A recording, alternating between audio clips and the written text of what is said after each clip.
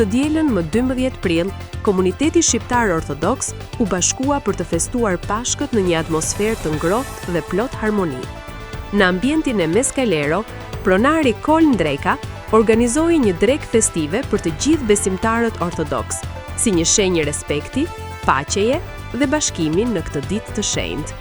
Të pranishmit përjetuan momente të veçanta në një ambient mikpritës, ku nuk mungoi as muzika live, duke e kthyer këtë festim në një aktivitet të gëzueshëm dhe domethënës për komunitetin.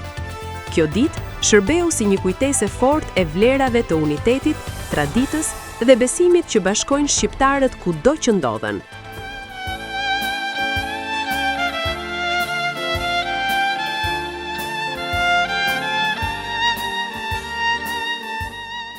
Sot jemi me kryetarin e komunitetit ortodoks shqiptar në Kanada, me zotin Petro Karanja. Si fillim duam t'ju urojmë gëzuar Pashkët, qofshin të bekuara për ju dhe familjen tuaj dhe për të gjithë shqiptarët kudo që ndodhen. Si themelues i Bashkësisë Ortodokse Shqiptare në Kanada, si e shihni rritjen e këtij komuniteti ndër vite?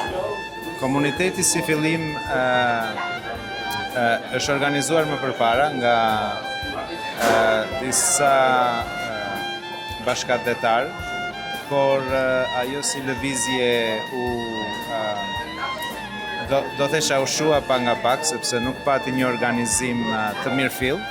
Nëse do përdorim një fjalë, shqiptarët duhet vinë nga rrenjët, jo nga lart organizimi, dhe ne po mundohemi të bëjmë pikërisht këtë gjë, që të organizohemi me njerëzit për të arritur një vazhdueshmëri në komunitetin. Ju gjithashtu keni dhe shumë vite në Kanada. Pse pikërisht vendosët tani për krijimin e komunitetit shqiptar ortodoks?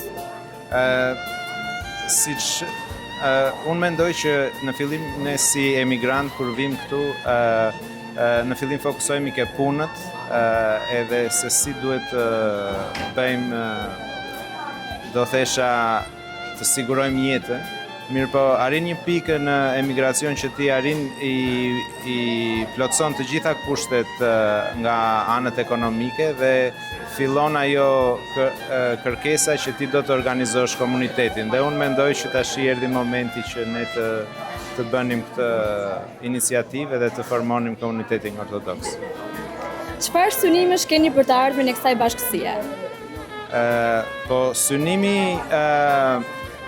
do ishte që të kishim një kishë shqiptare dhe të mblidheshim atje çdo të diel dhe ta festonim Pashkën në gjuhën shqipe, do thesha. Kjo është qëllimi kryesor.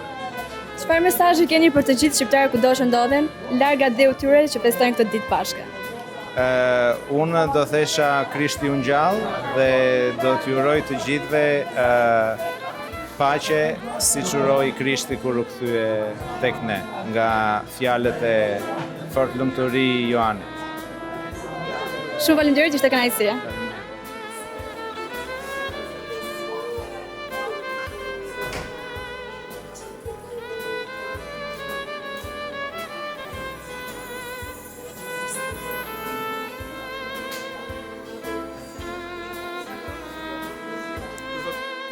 Përshëndetje, jemi me pronarin e lokalit, Koln Dreka.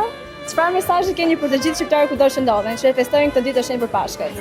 Ju uroj bashkëdhetarëve ortodoks gëzuar festën e Pashkëve, përshëndetshënosh e me të mira. Shumë faleminderit, ishte kënaqësi. Faleminderit. Lorenz, përshëndetje, unë jam Clarisa, gazetare nga Alt TV Kanada. Së pari duam t'ju urojmë gëzuar Pashkët, qofshin të bekuara dhe për ju dhe familjen tuaj. Faleminderit Clarisa, gëzuar dhe juve dhe shumë faleminderit si Alt TV që jeni këtu sonde.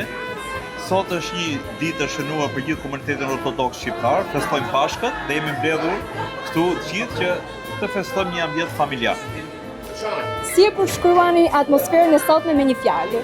Është një atmosferë shumë familjare dhe shumë restrense do të thoja, sepse nuk e prisim gjithë këtë harmoni sot që njerëzit festonin bashkë. Është shumë bukur të shikosh njerëzit bashkë gjithmonë. Çfarë mesazhi keni për të gjithë shqiptarët kudo që ndodhen që festojnë këtë ditë të shenjtë? Për shqiptarët ju uroj gjithë ortodoksëve gëzuar Pashkët, një vit sa më i mbar, edhe begatit kenë, edhe për shqiptarët Kanada specialist, gëzuar dhe festofshin sa më shumë së bashku.